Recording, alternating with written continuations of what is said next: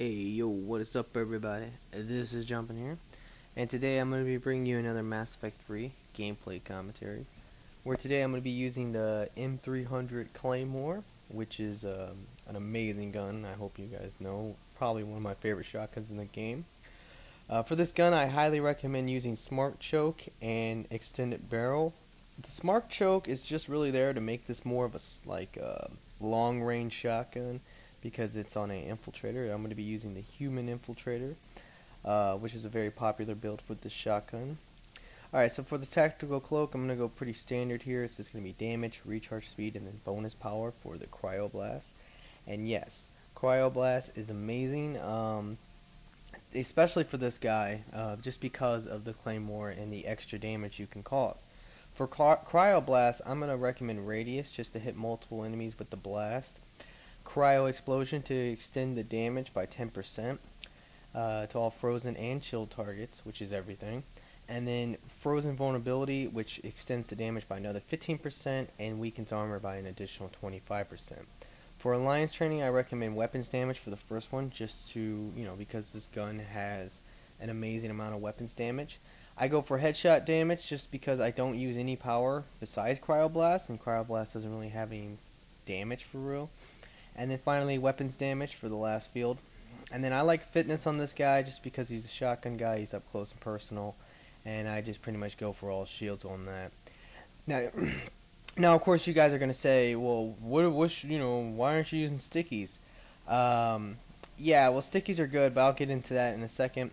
For the equipment, I'm gonna be using Armor Piercing 3, Shotgun Rail Lamp 2 because I don't have any Shotgun 3s, Stronghold Package 2, and Shield Power Cells, which is really good just because this guy has no way. He's not like a Solarian. He just can't get his shield back with Energy Drain. And with Cloak, the problem is that when you're cloaked, you can't regenerate shields or health. So what's really nice is that because of the Shield Power Cells, what will happen is that right after you get out of the Cloak, 1-2 seconds later, you are getting your shield back. It's really helpful, and it makes it a lot easier to stay alive. Now, like I was saying earlier, you might be wondering about the sticky grenades. I like sticky grenades. I don't really have a problem with them. I use them a lot, but for this particular, I don't know. For me personally, on the human infiltrator, I don't like them for the Claymore build, just because I like to just shoot everything with the Claymore. I find that to be very fun. And you will see some ridiculous Claymore action in this gameplay, mainly from the reload canceling. If you can reload cancel very quickly like I can, this gun is just amazing. It's so much fun to just freeze enemies with the Cryoblast and just shoot them to death. You kill enemies so quick with this build, you really do. I mean, everything pretty much can die in one shot. It really just comes down, the Claymore and the Infiltrator really just comes down to where you hit them. If you can hit them in the body or the upper chest, and if enough of the pellets can hit them, yeah, everything will die in one hit. Pretty much everything will die. Maybe not boss enemies, but a lot of certain boss enemies or stronger enemies will die in 1 to 2 hits. So it's really amazing. It's a lot of fun to do. The main thing is that you're gonna have to reload cancel. And right here I'm teabagging my buddy War Dog Phoenix just because we were just talking shit to each other the whole game. And he was actually using the Predator just because I dared him to use the Predator, so it's pretty funny. But alright, so like I was saying, yeah, the Claymore is amazing. I've went over this before in a couple other videos. But the Human Infiltrator is probably one of the best characters in the game to use the Claymore on. Probably the best, just because of Cryoblast being such a good debuff.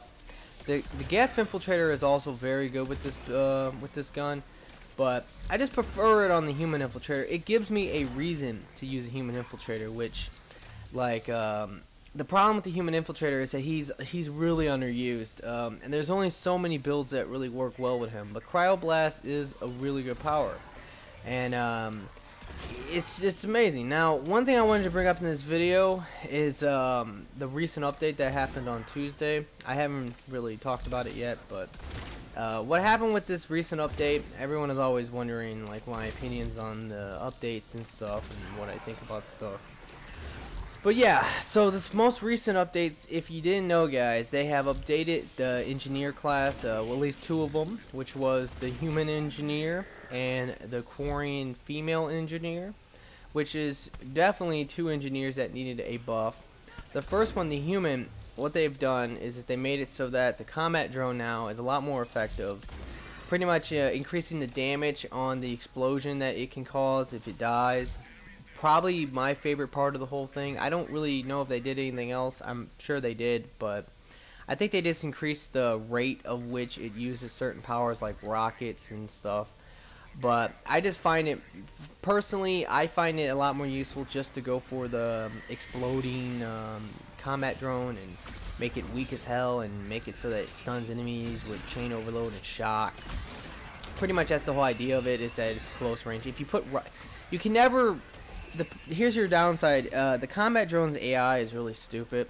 So if you were going to try like human engineer now that it has a buff, I recommend just choosing either rockets on it or choosing exploding like close range combat drone, which in my opinion I believe is a lot better, just because the combat drone is really just meant to be a distraction for enemies, and it really is. Like, it will just charge into a group of enemies and distract the crap out of them, and when they kill it, it blows up. And because of the buff, the explosion now is extremely powerful. It can practically one hit a lot of enemies in the game, and it's really, really cool. But overall, though, I still don't like the human engineer that much, even with the buff, just because I am not a big fan of the combat drone. I do not like the combat drone. I mean, if I use engineer, most of the time I use the Geth engineer. I like his Geth turret. I think the flamethrower on that thing is really good. The healing ability for you and your teammates is extremely good. And just the overall power damage and everything that you get with hunter mode and all that kind of good stuff. The Geth is amazing. Human's okay, but if you're going to use any engineer, pretty much Quarian male or Geth are pretty much your two best options. Now the other buff they've done is to the Quarian female engineer, which what they've done with her is primarily the only thing they did was they increased her sentry turret, which her sentry turret was at least really terrible, and now they've made it so it's not as terrible. I mean, I don't really know. I haven't used it yet. I probably never will, because I just do not like the female Quarians in this game at all.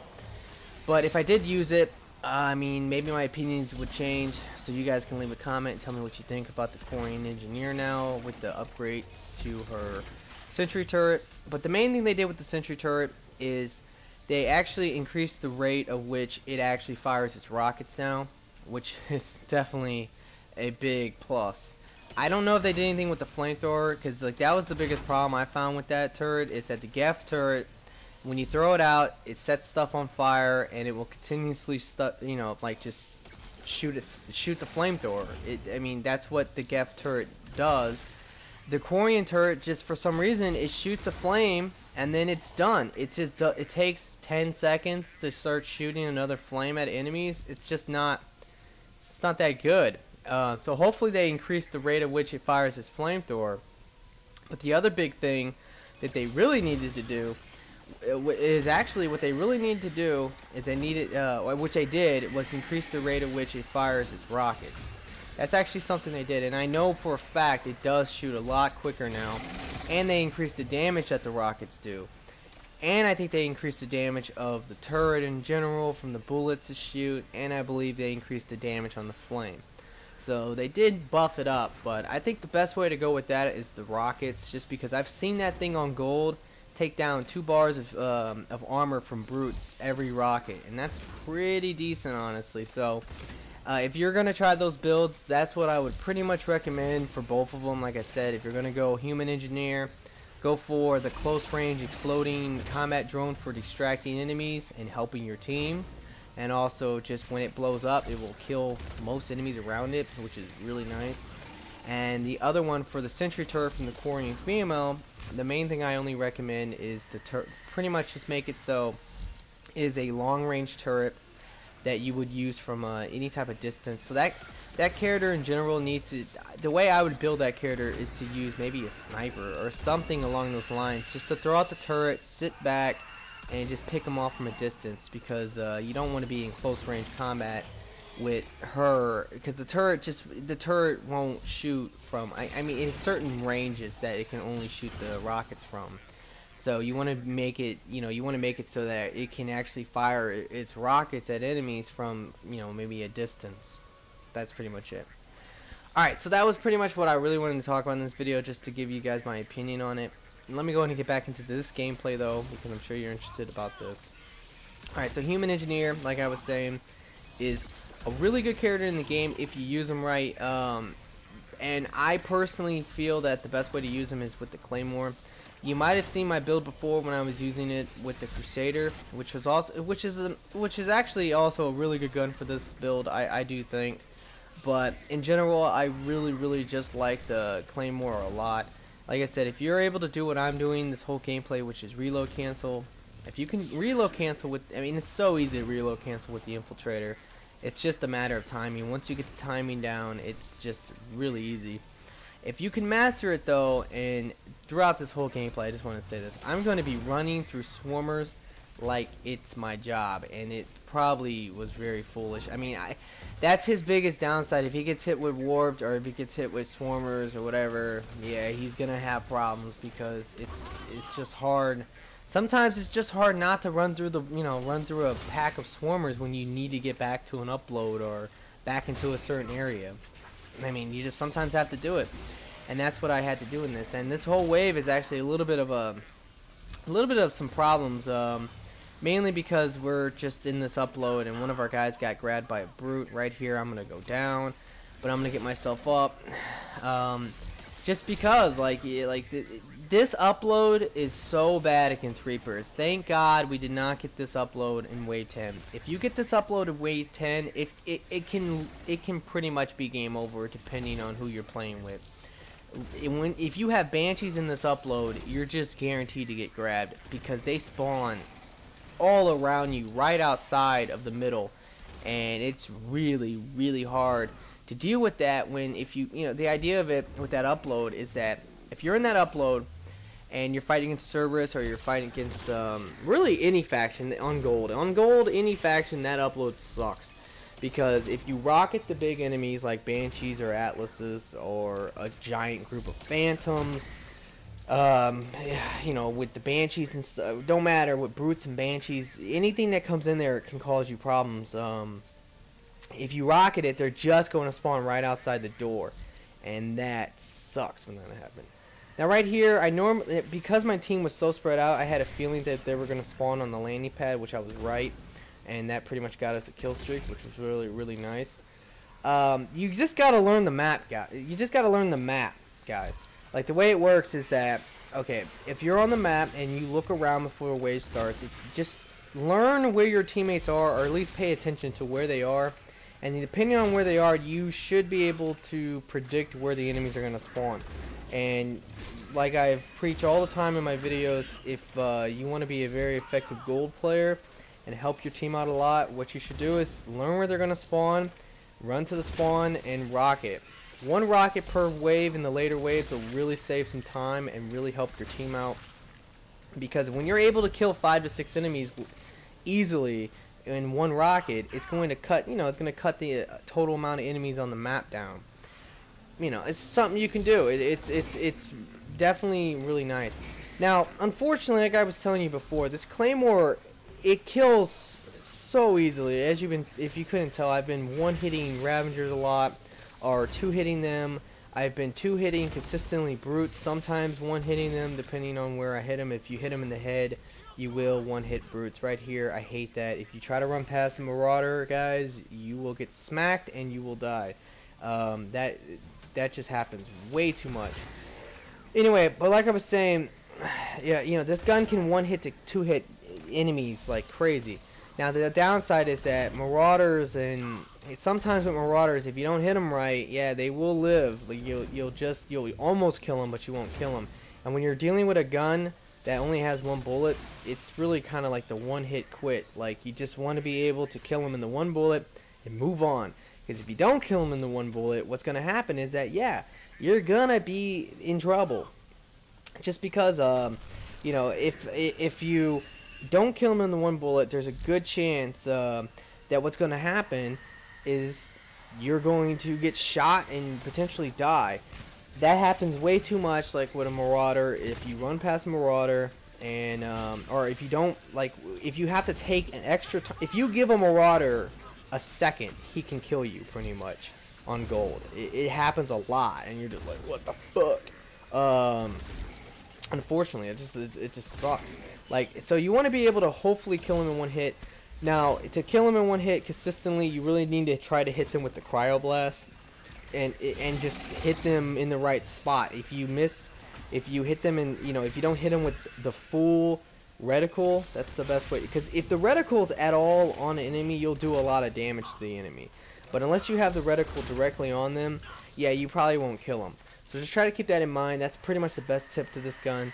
Those are the 2 things that matter the most: is reload cancel and making sure that where you're aiming is where you're going to hit, because that's how you're going to kill enemies, you know, effectively or really quickly and easily.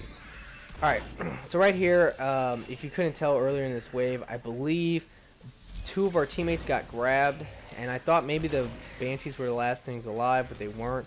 It turns out that there's actually a couple more enemies right here. So I'm trying, right there is when one of our other teammates got grabbed.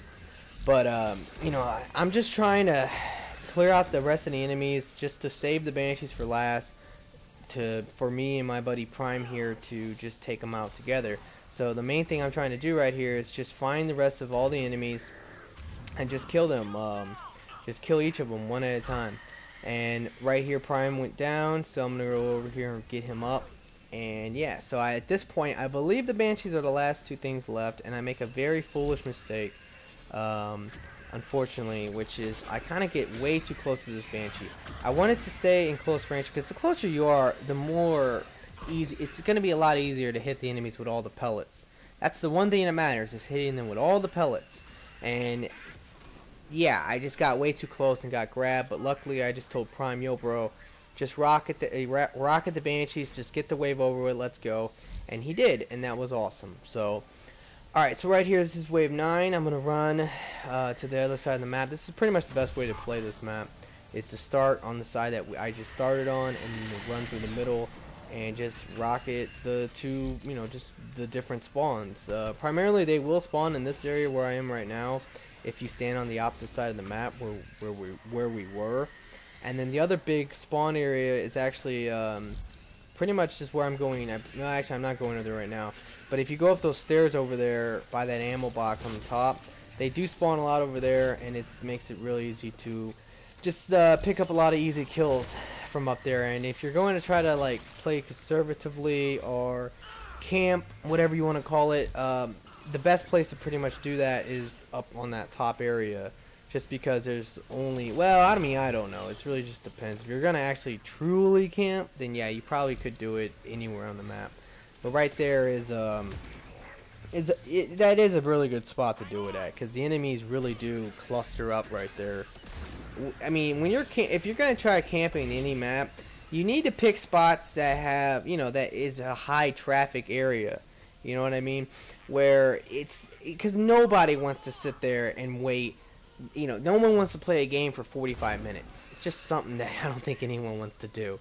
But if you have to camp because maybe you and your team aren't that confident, then yeah, go for it. It's all about just trying at least to not extend the game to be really, really long, because no one wants to play a 40-minute game and then fail. That would just be terrible. Alright, so right here is wave 10, and we're going to have objects. Now, one thing I wanted to bring up, out of all the dodges in the game, all the different kind of dodges that you have, you know, with the Geth and the Quarry and the Solarians all have pretty much the same dodge. And you have characters like the Turians and Batarians and Krogans who can't dodge at all, unfortunately. My favorite dodge in the game, though, is the humans. It really is. I love the roll dodge. I love to be able to flip and roll and and dodge things. I feel like I can dodge very well with a human. Way better dodging with a human than I can with any other character in the game. So you know, that's just how it goes. Like I really do feel that way. Now the downside is the humans are very squishy. They really don't have a lot of health, and they really don't have a lot of shields. In a lot of ways, they're kind of like the Gaff with Hunter mode. Not as bad, of course, because you know the Gaff have absolutely no health, and the Gaff have like absolutely no shields with Hunter mode. But in general, yeah, you kind of feel that he's probably the second weakest infiltrator in the game, just because he's a human. Like humans are just squishy as hell. And that's probably his biggest downside. So you really, to play a human, any human, and that would also be a soldier as well. Any human in this game, you're going to play as it, you really need to learn how to do the dodge properly, because you have to be able to avoid bullets and bad situations. Now, that actually will bring me to my next point, which is that I know earlier I was talking about the updates, but I did forget to bring up something which I heard about. I'm not 100% about, but I did hear about this, and I do believe this will happen. This upcoming update will be this upcoming Tuesday. So, I mean, if you're watching this video a couple months from now, obviously you might be just like, what? But yeah, the newest update coming out next week is going to make it so I believe they're going to nerf the Infiltrator's Cloak. And more than likely, everyone's saying, oh, they're going to probably reduce the sniper rifle damage or something. But I just think that they're going to reduce... My prediction is that they're going to reduce the total damage, meaning from power damage, melee damage, all that crap. They're probably going to reduce that. Instead of 90% extra damage you can cause, it's probably just going to end up being 50%. And if you use a sniper, it's going to be 90%. And I just personally believe that's the most fair. I kind of do. You know, the weapon damage wise, I don't think that an infiltrator should should blow. I mean, I think the infiltrator should do a lot of weapons damage. I really do.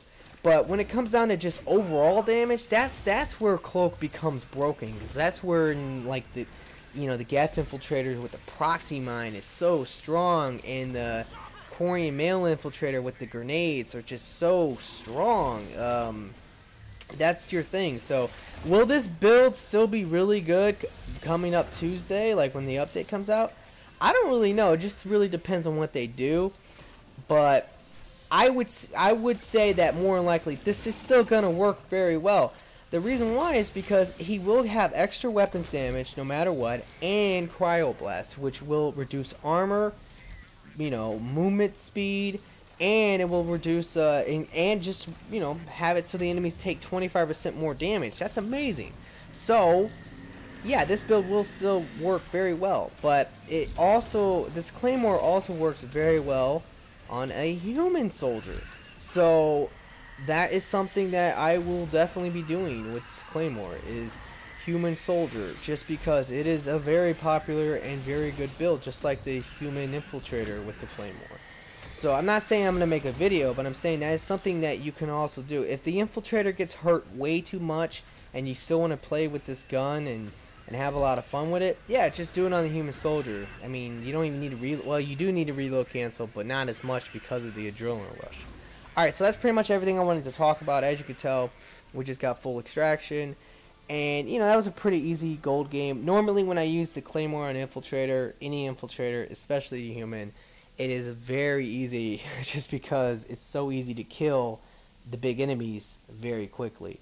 But I really hope you guys enjoyed this video. Please comment, please like, please subscribe like always. And yeah, guys, have a nice day.